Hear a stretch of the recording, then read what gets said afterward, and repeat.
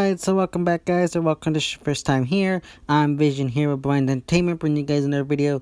Today I'm going to be giving you guys my review of The 100, Season 5, Episode 2, Red Queen. Now, if The 100 is something you're interested in, hit the subscribe button down below and hit the bell icon, that way you don't miss any future videos on The 100 moving forward. Now, let's begin.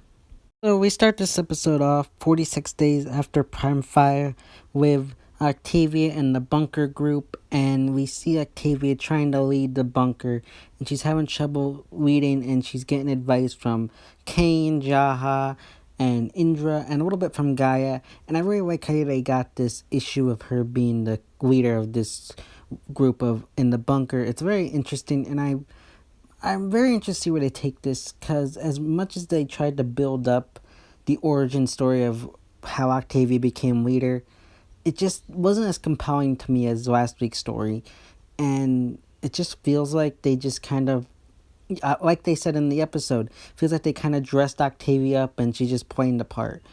And this is one of my biggest issues with the show, is that none of these characters actually feel like leaders. You got Clark, Bellamy, and Octavia, who are the three biggest people that are put in leadership positions, and as much as they are leaders, they don't feel like they actually are leaders either.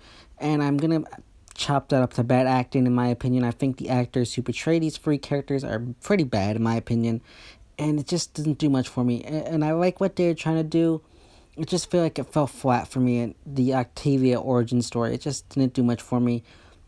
The one thing I did like was the whole stuff with Gaia. That was very interesting. I really like what they did there with her not accepting Octavia as the commander, and yet having Indra being kind of the voice of reason, telling her that, like, if it wasn't for Octavia, she'd be outside the bunker and her real commanders would have probably left her to die.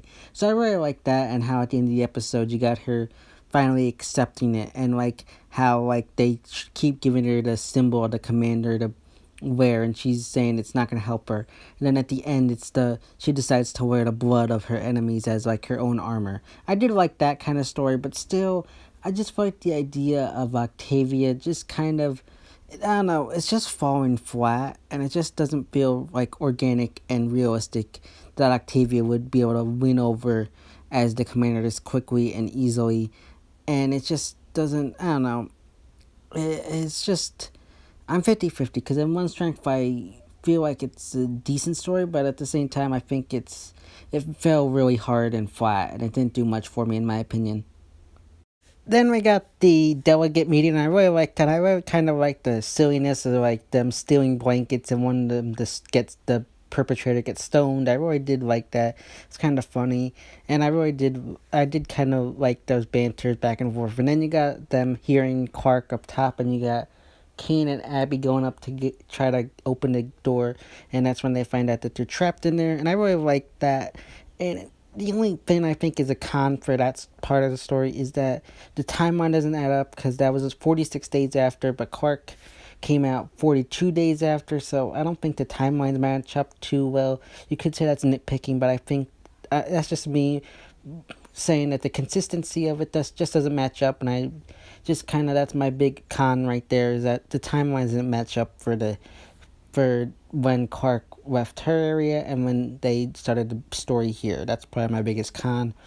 And then we got Kane and Abby's relationship, and I did like what they had going there, because it definitely was realistic and felt like I understood both sides of the story, and I like what they did there. And one of the biggest things I liked is how they didn't drag it out and make it go all season, and it pretty much ended quickly within this episode. So I really like how they did that, because it was needed, but I'm just glad they didn't drag it out and make it last the whole season. So then, following what goes on with Kane and them figuring out that they can't leave, Octavia decides to cut rations in half, which upsets a lot of people, and we get the scene in the cafeteria, and I really like how they continued on with Ethan and Jaha having a relationship. I really like that. They could have easily forgotten about that and pushed that to the wayside, but I really like that in this episode. It was a major game player in this episode. And then in that other scene in the cafeteria, we get Miller and Jackson confirmed in a relationship, and I absolutely hate this idea. I think this is fan service and they only did this because fans wanted it online. And are we supposed to assume that either one, he broke up with with Brian, or that he died? And I just don't like that. I think this is another prime example as to why they don't want to, another prime example as to what's happened with the ramifications of Lex's death, because they don't want to kill off any more LGBT characters, so they don't. And I think Jackson is a C D level character. He shouldn't be given that much screen time.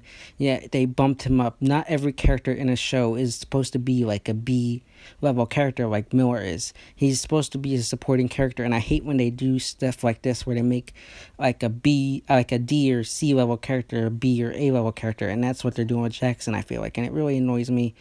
And I just don't agree with this relationship. It frustrates me, and I just don't like it. And it's not just that I don't like it, that I'm anti-LGBT, because I am so pro it, and I so support it, but I don't like how they force this relationship, because I do feel like it's forced. It doesn't feel like it happened organically. It feels like it just happened because fans wanted it. And one of the issues I have with it is Jackson, from what I can tell, is like what, in his 30s, maybe early 40s, maybe, I don't know, somewhere around there, and Miller's in his 20s. And this is, I know some people might not like this, but that kind of relationship where you got people with that big of an age difference really kind of makes me a little uncomfortable, and I don't like it when they do that on a show. And I just don't like what they did with Miller and Jackson in this episode and confirming that they're in a relationship. I think it's fan service, and I do not support it. But moving on, we then get introduced to a new character, Kara, who is a former member of Farm Station, and this is another issue I have with this episode, is we find out that Kara is from Farm Station. And if you remember back to season 4, I think it's episode 2, when they went to Farm Station to get the hydraulic thing and found the slaves, you'll remember that Brian said that he was the only member from Farm Station left to lead them there. Yet this episode we find out that Kara is from Farm Station, so that's a big plot hole, and like that doesn't make any sense. That shouldn't be even said anything. Like, they could have put her from anywhere, but they had to put her from Farm Station, so that's a big plot hole and writing flaw I see in this episode, and it just frustrates me because it shouldn't have happened, and I feel I put that on the writers for that, because it shouldn't have happened. And then we got Kara enacting a coup and taking the cafeteria for herself. And I do like that storyline because it's realistic for someone to do, since she lost her father and her husband in the calling on the Ark and the calling for the bunker. So I understand that, and she's scared of herself being the next person to be called. So I understand that, and I really like the storyline. I understand it, and I really like what they did there. And I really like this new character, Kara. I hope she's a big focal point for this season. I think she could definitely become a member of like Octavia's inner circle. So I'm very excited to see what they do with her moving forward. And then you got the Grounders attacking the Sky People for locking them out of the cafeteria. And I did like the scenes again. But then you got Jaha getting stabbed, and happens off camera. And I really hate when they do that. And it just frustrated me. And then you have him, Octavia, Indra, and Gaia having to work together. And I did like these scenes and him offering Octavia help on how to lead. But then he had to die, which really frustrated me. But I really like what they did there. And I'm going to say that this death was forced in a way, because I don't think it fitted.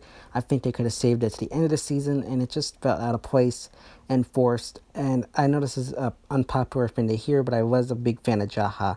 And I think Isaiah Washington probably wanted off the show, similar to Frank Delane with Fear the Walking Dead this past week. So I think a lot of stuff's going on in Hollywood similar to that. And I think this is another thing that happened. I think Washington didn't want this show to poison his career in a sense. So I don't know. I don't know how I feel about this. I think it's forced, and I don't agree with it. But then you have Octavia going to the cafeteria door and fighting the delegates who are trying to get in. And this is a scene I'm 50-50 in, because I think it was a cool scene, her killing all the delegates and stuff.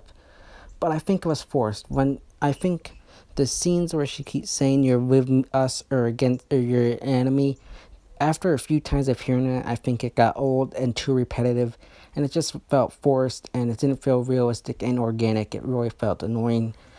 But then you have them all bowing to her after she defeats them, and Jaha opening the door for them, and I really did like those scenes. It was a good storyline, but again, some stuff felt a little cheesy, like her saying you're with one crew or against us. I felt that was very cheesy, and some of the other stuff, like Jaha's death, was forced. Then you have her going in there and letting everybody go and taking all the traitors in as prisoners. I did like that, and only one and letting the innocent people go free. I did enjoy that.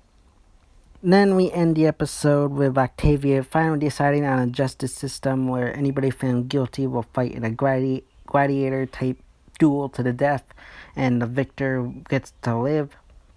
And I do like that ideology. It's something new and different. We don't see that often in TV and stuff. So I do like that ideology. And it ends with, like we saw in episode 1, and then they add in a scene where Cain is brought in. And I think right off my top of my head, I'm gonna say Cain is gonna live, unless unless Henry, who plays Cain, wants off the show too. Then I'll say he dies. But I think they're not gonna kill Cain. I think it's just to get people talking for the next episode and what happens next. I think it's just a ruse. I don't think he's dying. If he does, I think it's ridiculous, and the writers are idiots. And unless Henry wants off the show, then I'll be okay with it in a sense. But if the writers are writing off like Henry, like Cain and Jaha and the adults, then I'm gonna probably be annoyed because it's just like not realistic and really annoying at this point. But I'm interested to see what caused Cain to be found guilty, what he did. I'm very interested to see what goes on there. So yeah, guys, that's my review of the 100 season 5 episode 2 Raid Queen. If you like this video, give it a big thumbs up and share, and don't forget to subscribe down below and hit the bell icon, that way you don't miss any future videos or reviews on the 100 moving forward. This has been Vision Hero Blind Entertainment, and I will see you next time.